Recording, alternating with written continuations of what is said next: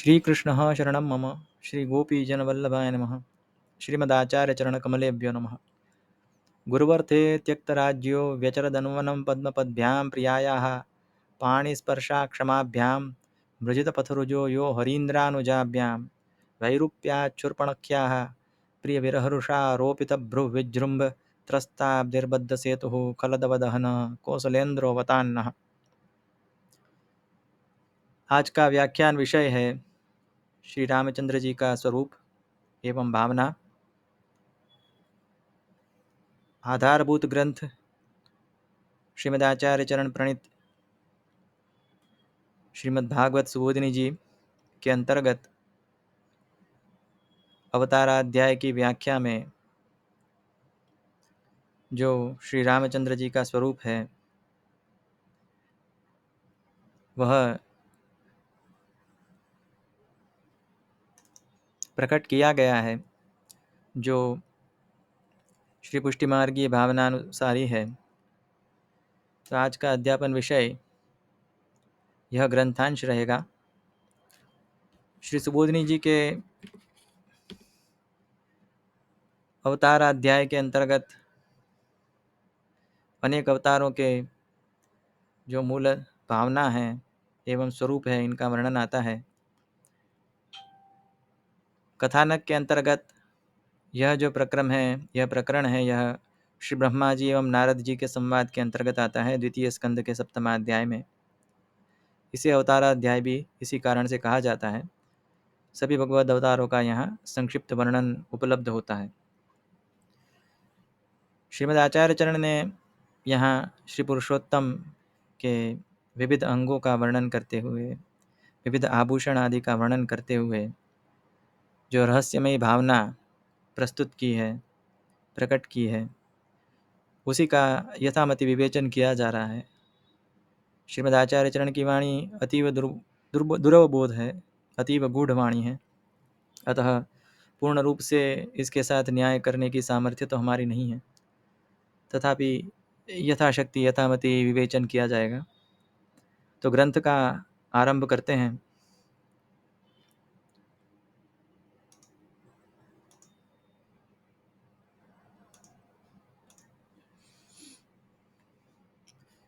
जैसे संप्रदाय में वार्ता साहित्य में भी अनेक स्थान पर उल्लेख आता है कि श्री रामचंद्र जी का जो स्वरूप है यह श्री पुरुषोत्तम के हास्य का स्वरूप है।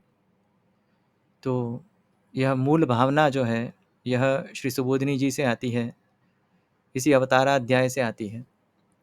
श्रीमदाचार्य चरण ने अनेक स्थान पर श्री रामचंद्र जी के अलौकिक चरित्र का वर्णन किया है। निबंध में भी आता है, इसके अनंतर श्री पुरुषोत्तम सहस्त्र नाम के अंतर्गत भी वर्णन आता है, एवं अनेक स्थान पर पूतना मोक्ष प्रसंग में भी श्री रामचरित्र का किसी अंश में वर्णन आता है। तो इसी के अंतर्गत यहाँ श्रीमद आचार्य चरण ने जो स्वरूप श्रीमद रामचंद्र जी का प्रकट किया है, उसे त्रिविध हास के रूप में प्रकट किया है कि पुरुषोत्तम के जो हास्य के 3 प्रकार है, ऐसी 3 लीलाएं श्री रामचंद्र जी की रही। क्योंकि जो हास्य है इसके 3 प्रकार होते हैं। तो यही श्रीमद आचार्य चरण आज्ञा करते हैं, हासो ही त्रिविधः, कि हास्य है यह 3 प्रकार का होता है। इतर गर्व निवारकः, इतर व्यामोहकः, प्रसाद हेतुश्च। हास अर्थात हास्य। अब हास्य है यह किसी के गर्व के निवारण के लिए भी होता है। यदि किसी का गर्व निवृत्त किया जाता है तो जो हास्य किया जाता है विजय भावना से, उसका भी एक स्वरूप है। इसके अनंतर इतर व्यामोहक, जो हास्य है यह किसी को मोहित भी कर सकता है, व्यामोहित भी कर सकता है।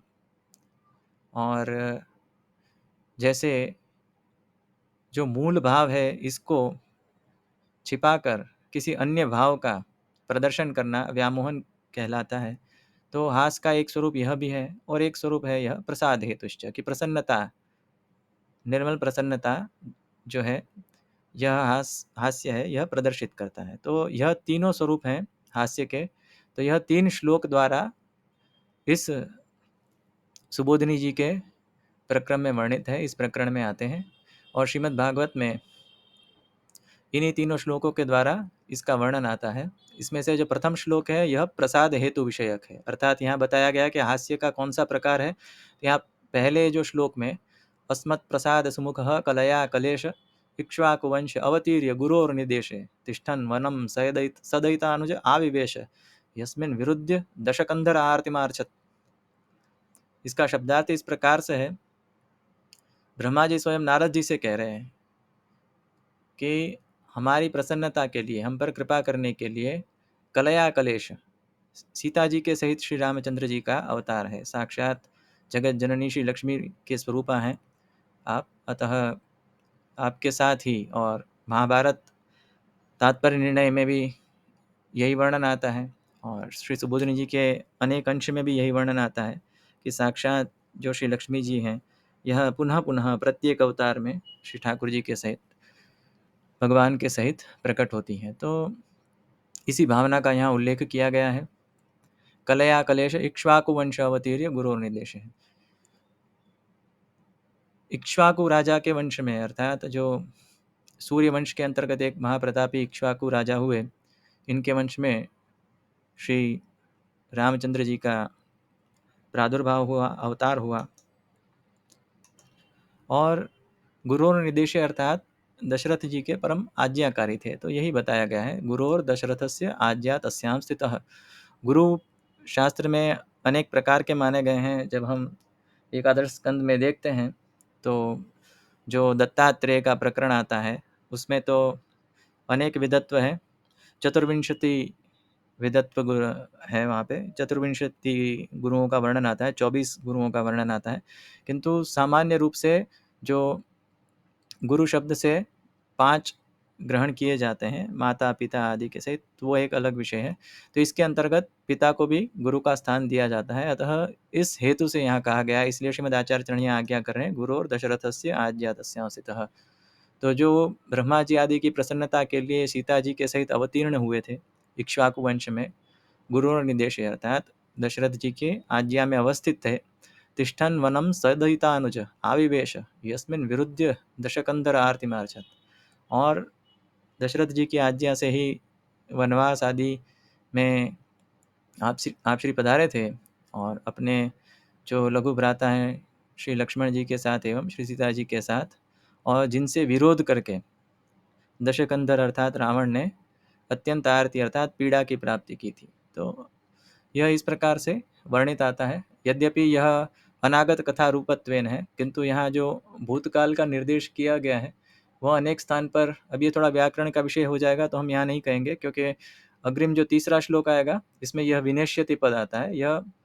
यह पद जो होता है यह भविष्य काल के अर्थ में होता है। तो वैसे यह भविष्य के विषय में बताया गया है। अतः इस कारण से यहाँ यह थोड़ी व्याकरण की मीमांसा है, तो हम यह नहीं बढ़ाएंगे अभी। तो जो रावण है उसको इस प्रकार से आरती प्राप्त होगी, क्योंकि अर्थात पीड़ा प्राप्त होगी श्री रामचंद्र जी का विरोध करके। अतः एक स्वरूप जो है श्री रामचंद्र जी का, यह क्या है, प्रसाद हेतु है ब्रह्मा जी आदि के लिए, और इसे सात्विक लीला कहा गया है। श्री ठाकुर जी की सात्विक चरित्र के अंतर्गत आता है। रामचंद्र जी के सात्विक चरित्र को यह लीला दर्शाती है। इसके अनंतर जो लीला आएगी, जो दूसरी लीला है, वह है इतर व्यामोहक के अर्थ में, अर्थात व्यामोहन करेगी, तो वह राजस लीला कही जाती है। और जो तीसरी लीला है यह रावण वध के संबंधित है, और इसको तामस लीला कही जाती है। अब हम क्रमशः इसका वर्णन करेंगे, यह तो केवल एक पूर्व भूमि का अर्थ यहाँ वर्णन कर दिया गया है। तो यही यहाँ पे आप श्री बता रहे हैं। और कला शब्द का अनेक विध अर्थ किया है। कला, जैसे श्री रामचंद्र जी को द्वादश कलायुक्त कहा जाता है, जैसे श्री ठाकुर जी को षोडश कलायुक्त कहा जाता है, ऐसे ही श्री रामचंद्र जी को द्वादश कलायुक्त कहा जाता है। और कला शब्द का अनेक विध अर्थ आचार्य चरणों ने यहाँ पे किया हुआ है कि रक्षा अल्पम कार्यम और हासो ही कार्यस्य अल्पत्वे भवति। अब हास्य है वह इसी कारण से होता है, यदि कोई कार्य है यह अत्यंत सहज है, यानी कोई बहुत बड़ा कार्य नहीं है, सामान्य है, भगवान के लिए कोई यह वस्तु है, इसका इतना कोई महत्व ही नहीं है, अत्यंत सामान्य कार्य है, तो उपहास करते हुए जैसे हम कह सकते हैं, तो ऐसे यह कार्य अत्यंत क्षुद्र कार्य है, राक्षस का वध है, रावण का वध है, यह अत्यंत क्षुद्र कार्य है।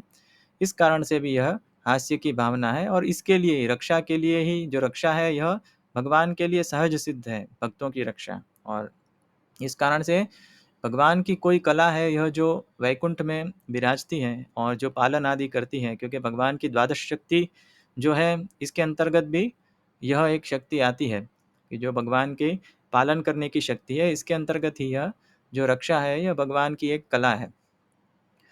तो इस कारण से द्वादश कला युक्त कारण कहने का जो तात्पर्य होता है, यह किसी किसी स्थान पे ऐसा भी इसका वर्णन आता है कि सूर्य की 12 कला होती है, इस कारण से श्री रामचंद्र जी को द्वादश कला युक्त भी कहा जाता है, क्योंकि सूर्यवंश में आप श्री का अवतरण हुआ था। तो यह विशेष वर्णन अन्य ग्रंथों से मिलता है, तो वो तत्त स्थान पर पढ़ाएंगे। तदर्थम भगवतः काचित कला या वैकुंठ स्थिता भारत अनेन भगवान पूर्ण एवं रघुनाथो अवतीर्ण। यहाँ साक्षात परिपूर्ण भगवान रघुनाथ के रूप में, श्री रामचंद्र जी के रूप में अवतीर्ण हुए। और जो अन्य कला है वो कौन सी है? जो ऋषियाँ हैं। कला का शाब्दिक अर्थ यह होता है, श्री हरिराय प्रभुचरण अपने ग्रंथ में जो निरूपण करते हैं कि कला का जो अर्थ है, अंश के अंश को कला कहते हैं, कि भगवान के पुरुषोत्तम के अथवा पुरुष के, क्योंकि अनेक भेद हैं इस प्रकार से जो पूरा जो क्रम है इस प्रकार के भेदों का, यह थोड़ा किसी भिन्न व्याख्यान में समझाना पड़ेगा, किंतु साधारण रूप से कला किसको कहते हैं? अंश के अंश को कला कहा जाता है। तो यह वस्तु जो है यह विशेष रूप से अवधेय है और ध्यान रखनी चाहिए। तो कला कौन कौन है, और जो अन्य ऋषि हैं यह भी हैं, तो यह भी श्री रामचंद्र जी के साथ प्रकट हुए हैं। और भक्तों को भी किसी किसी स्थान पर कला कहा गया है, और सभी भक्त भी प्रकट हुए हैं जो वानरों के रूप में हैं, यह देवांश हैं, अर्थात देवताओं के अंश हैं। यह संपूर्ण रामायण का जिस समय हम अध्यापन करेंगे, हमारी ऐसी इच्छा है कि चैत्री जो नवरात्रि आती है, नूतन संवत्सर में 9 दिन रामायण के पारायण का विधान रहता है प्रायः। तो इस समय में संपूर्ण वाल्मीकि रामायण पे व्याख्यान का विचार है, और यदि श्री ठाकुर जी की कृपा रही तो अवश्य करेंगे। तो यहाँ कला शब्द से यह अर्थ भी लिया गया है। पुनः सर्वकला निपुण भगवान है, यह सभी कला में निपुण है। लक्ष्म्या सह अवतीर्ण, कला अर्थात लक्ष्मी जी के रूप में भी कहा गया है कि लक्ष्मी जी के साथ भी। तदेव पेशलो भवति, अर्थात सौंदर्य, पेशल का अर्थ होता है सौंदर्य। जो हास है यह अत्यंत सुंदर हास है श्री ठाकुर जी का, तो यह प्रसाद के रूप में है और अत्यंत सात्विकी लीला है। अन्य जो है श्री ठाकुर जी के यहाँ जो वर्णन आ रहे हैं, यह अन्य पुराण से वर्णन आता है कि किस प्रकार से इक्ष्वाकु हैं, यह भी ठाकुर जी के भक्त हैं, और इन्होंने इनके लिए श्री रंग स्थान जो है परम तीर्थ कहा जाता है, इसे इन्होंने पृथ्वी पर इनकी तपस्या एवं भक्ति से प्रसन्न होकर ही उतारा गया है। तो यह वर्णन अन्य पुराण में आता है, नृसिंह पुराण में, ऐसा श्रीमद आचार्य चरण यहाँ आज्ञा कर रहे हैं। देवहित कार्य कर्तृत्वम धर्मज्ञानादि साहित्यम स्वावतरणेन भक्तोद्धारो गुरुवाज्ञाकरणम वनवास एतावत् सात्विक कार्यम। अब सात्विक कार्य क्यों कहा गया है, यह सात्विक की लीला क्यों कही जाती है? क्योंकि इसमें देवताओं का हित किया गया है। देवता होते हैं, यह सत्व गुण के अधिष्ठाता होते हैं। अधिकतर जो देवता होते हैं यह इनमें सत्व गुण की अधिकता रहती है। तो देवहित कार्य कर्तृत्वम धर्मज्ञानादि साहित्यम, धर्मज्ञानादि के सहित आप श्री ने भक्तों का उद्धार किया, और गुरु की आज्ञा का अर्थात पिता की आज्ञा का पालन करके वनवास आदि जो कार्य थे यह सब भी आप श्री ने किए। अतः एतावत् सात्विक कार्यम। और जो वनवास है इसमें अनेक पृष्ठभूमिका इस प्रकार की भी आती है, अनेक कारण हैं इस प्रकार के, जिसमें शाप पश्चात जो वियोग आदि हैं यह प्राप्त हुआ है। और यहाँ पे जो आचार्य चरण ने भावना बताई है वनवास की, वह इस प्रकार से है कि वनवास है यदि वह भार्या के साथ सिद्ध नहीं होता। वनवास का जो मुख्य नियम है यह एकाकी वास होता है अथवा स्त्री सहित जो वास होता है, क्योंकि वनवास है इसमें जो स्त्री साहचर्य है यह अनुमत नहीं है। तो जो वनवास का ये संपूर्ण मर्यादा है, इसकी रक्षा के लिए यह केवल नाट्य मात्र है। और यह संपूर्ण जो वियोग लीला है, जो हमें रामायण में अनेक स्थान पर इसके दर्शन होते हैं, तो यह जो वियोग लीला है उसी का जो वर्णन है यह हम देखते हैं श्रीमद् भागवत में भी आता है। उसका सार बताया गया है, भावना बताई गई है। स्त्रीपुं प्रसंग एतादृक् सर्वत्र त्रासमावहः अपीश्वराणां किमुत ग्राम्यस्य गृहचेतसः। यह श्लोक आता है नवम स्कंद के कदाचित 10वें अथवा 11 अध्याय में आता है यह श्लोक, कि जो स्त्रीपुं प्रसंग है अर्थात आसक्ति सहित, सामान्य नहीं, किंतु यदि आसक्ति, क्योंकि हम देखते हैं श्री रामायण का अध्ययन करते हैं तो ऐसा स्पष्ट रहता है कि किसी अंश में आसक्ति तो प्रभु की श्री जानकी जी के प्रति प्रकट होती है। और यह जो पूर्व में भगवान विष्णु को अनेक प्रक्रम इस प्रकार के आते, वृंदा आदि के शाप थे और अनेक स्थान पर एक किसी ऋषि के भी शाप थे, तो यह सब एक ही अवतार से इन्हीं सभी शापों की निवृत्ति विष्णु के अंश से की। किंतु जो पुरुषोत्तम है यह शाप आदि से पर रहते हैं। तो जिस जिस कल्प में, जिस सृष्टि में साक्षात पूर्ण पुरुषोत्तम रघुनाथ के रूप में प्रकट हुए हैं, उनके विषयक यह वस्तु नहीं है, किंतु उनके विषयक वस्तु यह है कि जो सामान्य मर्यादा रहती है, वनवास की मर्यादा रहती है, यह प्रदर्शित करने के लिए कि स्त्री साहचर्य के साथ वनवास संभव नहीं है। तो इस कारण से इसी मिस से श्री सीता जी का हरण है और इसके अनंतर जो राक्षस आदि हैं इनका हनन भी आता है। अब अग्रिम जो चरित्र है यह राजस चरित्र कहा गया है, वह इस श्लोक से आता है। यस्मा अदादुदधिरूढ़ भयांग वेपो मार्गम सपद्यरिपुरम हरबद्धिदक्षो दूरे सुरन मतित रोष सुषोण दृष्टिया तातप्यमान मकरो रग नक्र चक्र। तो यह श्लोक है, यह श्री रामचंद्र जी की राजस लीला का प्रदर्शन करता है और इसके भी कारण बताए गए हैं। और यह लीला है, यह इतर व्यामोहक है। इतर व्यामोहक इस कारण से है क्योंकि श्री रामचंद्र जी समुद्र से विनती करते हैं। साक्षात पुरुषोत्तम यदि किसी से विनती कर रहे हैं और इस प्रकार से तपस्या भी की हुई है, तट पर विराज कर, इस प्रकार से वर्णन आता है। और क्योंकि मार्ग देने के लिए प्रार्थना कर रहे हैं, ऐसा वर्णन जब हम वाल्मीकि का अध्ययन करेंगे रामायण का तो उसमें आएगा। तो इस प्रकार से पुरुषोत्तम है तो इस प्रकार की लीला क्यों कर रहे हैं, क्योंकि इस प्रकार के जो तपस्या आदि हैं, साधारण रूप से जो लौकिक व्यक्ति के भांति विरहाकुल होना आदि जो लक्षण होते हैं, तो यह ऐसे लोगों के व्यामोहन करने के लिए है कि जिन्हें यह सब देख के ऐसा लगने लगता है कि यह पुरुषोत्तम नहीं है, यह भी साक्षात कोई कोई अन्य मनुष्य ही है, साक्षात पुरुषोत्तम नहीं है।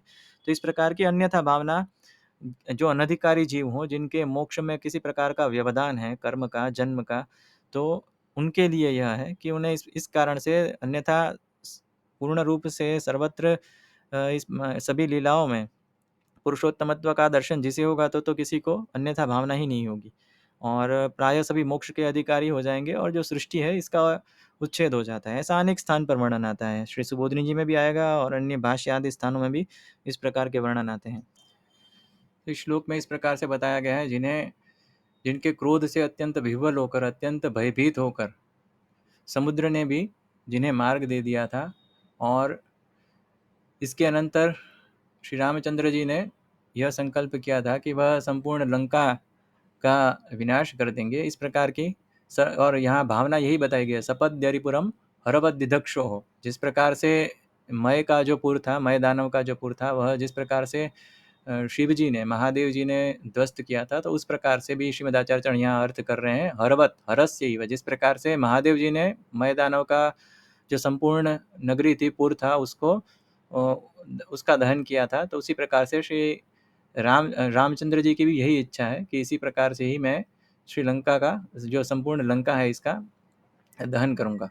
तो इसी कारण से आप श्री के क्रोध से अत्यंत विह्वल होकर, भय से अत्यंत कंपित वेग, भय से अत्यंत कंपित जिसके अंग थे, ऐसे समुद्र ने भी, अर्थात जो समुद्र का जो ऐसे शरीर है, इस प्रकार से भौतिक तो है ही किंतु समुद्र एक देवता भी है, तो प्रत्येक रूप से इसको इसी प्रकार के भय की प्राप्ति हुई और उन्होंने इसके अनंतर श्री रामचंद्र जी को प्रस्थान संपूर्ण था मार्ग का, वह प्रदान किया। इसके अनंतर श्रीमद आचार्य चरण एक भावना यहाँ इस प्रकार से भी बताते हैं, क्योंकि श्री रामचंद्र जी ने वहाँ विनती क्यों की, तो इसके विषय की एक आख्यायिका आती है। श्रीमद आचार्य चरण इसी का वर्णन करते हैं। हम यहाँ प्रत्येक पंक्ति नहीं पढ़ा रहे हैं, किंचित विलंब है इस कारण से। यहाँ ऐसी आख्यायिका है कि जब श्री रामचंद्र जी को यह ज्ञात हुआ कि सीता जी है, यह लंका में विराज रहे हैं, तो पहले रामचंद्र जी ने जब तपस्या की वहाँ तट पर, तो अब यहाँ तपस्या, क्योंकि यह भी किसी को शंका हो सकती है, तो यहाँ इसी शंका का निवारण किया गया है, क्योंकि जो उस स्थान का सागर है, इसका जो निर्माण है यह श्री रामचंद्र जी के पूर्वजों ने ही किया था। जो राजा सगर के पुत्र थे, उन्हीं के जो षष्ठी सहस्त्र पुत्र थे, इन्होंने वहाँ निर्माण किया था। अतः यह उनकी कृति होने के कारण, समुद्र का वो अंश था, यह इनकी कृति थी।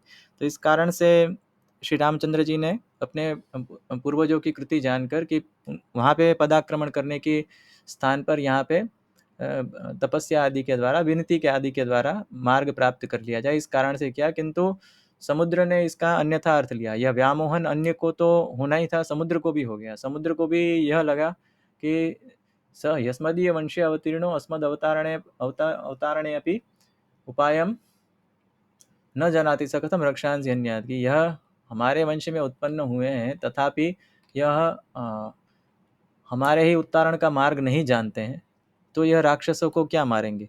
तो इस प्रकार से उन्हें हुआ था, उसने मार्ग नहीं दिया, क्योंकि उन्हें भी समुद्र को भी इस प्रकार की उस समय ज्ञान नहीं था कि श्री रामचंद्र जी हैं, साक्षात पुरुषोत्तम अवतार है, पुरुषोत्तम के स्वरूप है। तो इस कारण से उसने मार्ग नहीं दिया था। किंतु इसके अनंतर श्री रामचंद्र जी ने एक अत्यंत अमोघ अस्त्र है, इसका संधारण किया धनुष पर, विनती करने के अनंतर 3 दिन पर्यंत। इसके अनंतर श्री रामचंद्र जी ने वह धनुष, जब आप श्री ने उसका संधान किया, उस बाण का धनुष पर संधान किया, तो उस समय की स्थिति का जो वर्णन आता है। दूरे मथित रोष सुषोण दृष्टिया, श्री रामचंद्र जी की जो नेत्रों में थी अत्यंत रक्तिमा आ गई थी, अर्थात क्रोध से उनके नेत्र लाल हो गए थे, क्योंकि जो उनके सुहृद थे, उनके भ्राता आदि थे, यह अयोध्या में थे, और जो सीता जी हैं यह लंका में है। तो इस कारण से जो वियोग है, इसके कारण अत्यंत आप श्री क्रुद्ध हैं, और इस कारण से जो उनके नेत्र की लालिमा है, यह देखकर जो समुद्र में विद्यमान अन्य जो जलचर हैं, यह पूर्ण रूप से कंपित हैं, और इनके उनसे उस तप एवं क्रोध एवं अस्त्र, इन तीनों के प्रभाव से अत्यंत उनको संताप हो रहा है, और अत्यंत उन्हें पीड़ा हो रही है। इस प्रकार से यहाँ वर्णन आता है, क्योंकि श्री रामचंद्र जी के क्रोध से अत्यंत तप्यमान, अर्थात उस समय में श्री रामचंद्र जी की जो क्रोधाग्नि थी, उससे संपूर्ण जो सागर में जंतु विद्यमान थे, जो जलचर सृष्टि विद्यमान थी, उसको अत्यंत संताप हुआ उस क्रोधाग्नि के कारण। तो इसी का वर्णन यहाँ पे आता है, और यह देखने के अनंतर, और यह निश्चय हो गया समुद्र को भी, इस प्रकार का जो व्यामोहन था, उस व्यामोहन की निवृत्ति हुई, और उन्होंने श्री रामचंद्र जी को मार्ग प्रदान किया। इसके अनंतर इसको राजस चरित्र इस कारण से कहा गया है, क्योंकि इसमें रोष कथा है, श्री रामचंद्र जी का क्रोध दिखाया गया है। क्रोध है, यह रजोगुण का स्वरूप है, अतः इस कारण से इसको राजस चरित्र कहा जाता है। अब अंतिम जो चरित्र है, यह तामस चरित्र है, इसका वर्णन आता है। वक्षस्थल स्पर्श रुग्ण महेंद्र वाह दंतेर्विडंबित ककुब्जुष ऊढ़हासम। यहाँ ककुब्जुष है और ककुब जय भी है, दोनों प्रयोग साधु ही हैं। भागवत जी की जो पाठ की पुस्तक है, उसमें जुष आएगा। जुष रूढ़हासम सद्योसुभिः सह विनेष्यति दारहर्तुर्विस्फूर्जितेर्धनुष उच्चरतोधिसैन्ये। इस श्लोक में रावण का ही वर्णन है, श्लोकार्ध में। वक्षस्थल स्पर्श रुग्ण महेंद्र वाह दंतेर्विडंबित ककुब जय ऊढ़हासम।